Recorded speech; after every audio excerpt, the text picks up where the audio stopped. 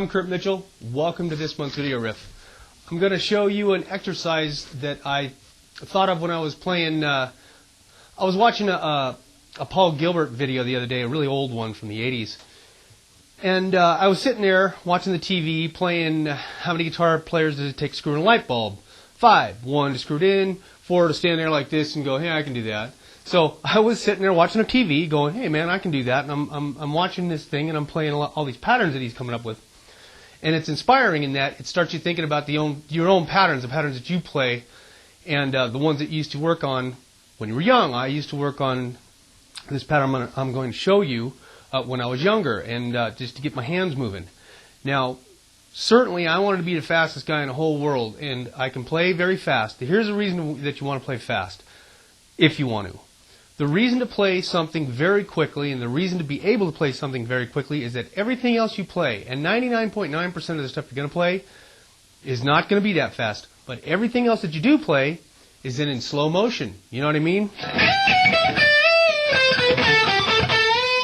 So that you don't have to worry about getting to the next note or getting to the next string or getting anywhere, because your hands are so quick at it, it's really easy. Like I said, everything becomes slow motion.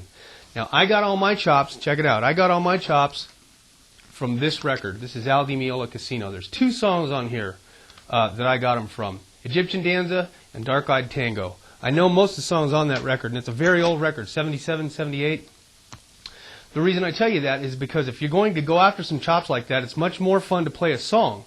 And Dark Eyed Tango is actually just a clinic in that kind of guitar playing, okay? It's not the first time ever, because in the late 40s, Bob Wills and the Texas Playboys, I heard a B-side song off of one of their records where they were playing just like that. Just exactly like that, okay? So it's not new, but that album, that particular album, that particular man inspired a whole lot of guitar players, and not too many of them say so. Certainly, I'm betting any kind of dough that Malmsteen got a bunch of his chops from Al Di Meola. And it came out right around the time that the first Van Halen record came out, so a bunch of guys of my ilk got a lot of their stuff from that album. So I just wanted to tell you, if you want to play along, if you can find transcriptions for it, it's pretty old, but it is a lot of fun to do once you can get through it. And I was pretty young when I was like 15 when I was rolling through that. But anyways, let me show you this particular piece of exercise here so that we can get it under our hands. It's going to involve an E minor scale, an E natural minor scale, and I'm going to go down like that, and then I'm going to go. So there's 2 kind of patterns. There's and, okay, got the plexi plugged in, a little bit of reverb on it, and this amp just happens to sound like this. Every now and then I forget how good it sounds, but every string is clear, it's rivetingly tight, and it's a real cool thing. So Wayne, plexi, board, a little bit of reverb from a Lexicon that I'm not too fond of because it's kind of grainy. And let's check out this riff, okay?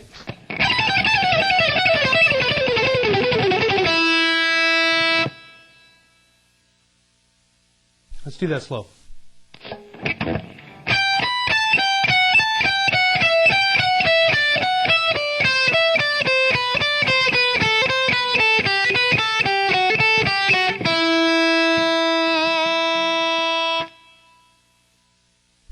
Let's add another direction to the notes, okay? So instead of over and over again, how about put in a, okay? And it goes like this.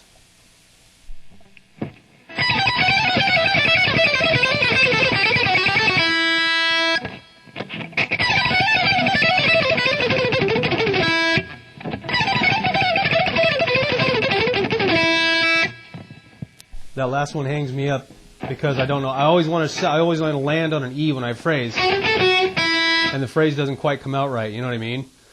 But let me do that one slow for you.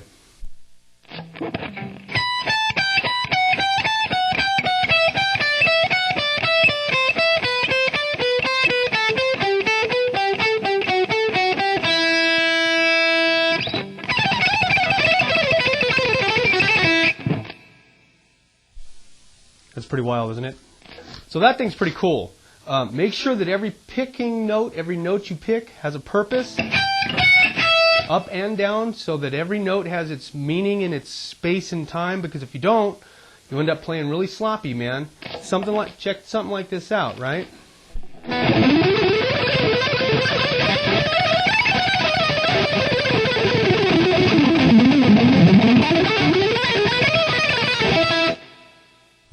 Every single note has its own meaning, its own purpose, its own picking stroke, right? You want to get it's now certainly that kind of thing is hard to achieve and it takes a ton of practice. But you don't want to play sloppy. You can always go the other direction. You can always be a slob on your guitar if you feel like it. It's hard to get it accurate, and the more accurate it is, the better the guitar playing seems to sound. Okay. Also, if you want to transcribe that, now here's something that you can do for yourself. If you want to transcribe that pattern down the strings, the exact same pattern applies. Right? And it goes all the way down the strings. Each string,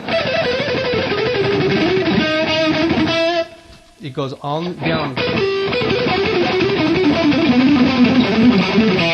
Right? That whole thing in every string. And if you can do it on every string all the way down the neck, right? All the way up or down the neck, then you know the entire neck in E minor. And all you have to do is shift it around. If you do it for yourself, you'll remember it easier too. Okay? Listen, man. Next month's video riff, Tico Tico. Look it up. It's a pretty cool thing to do. All right? Till next time, I'm Curt Mitchell, and I'll see you later, okay?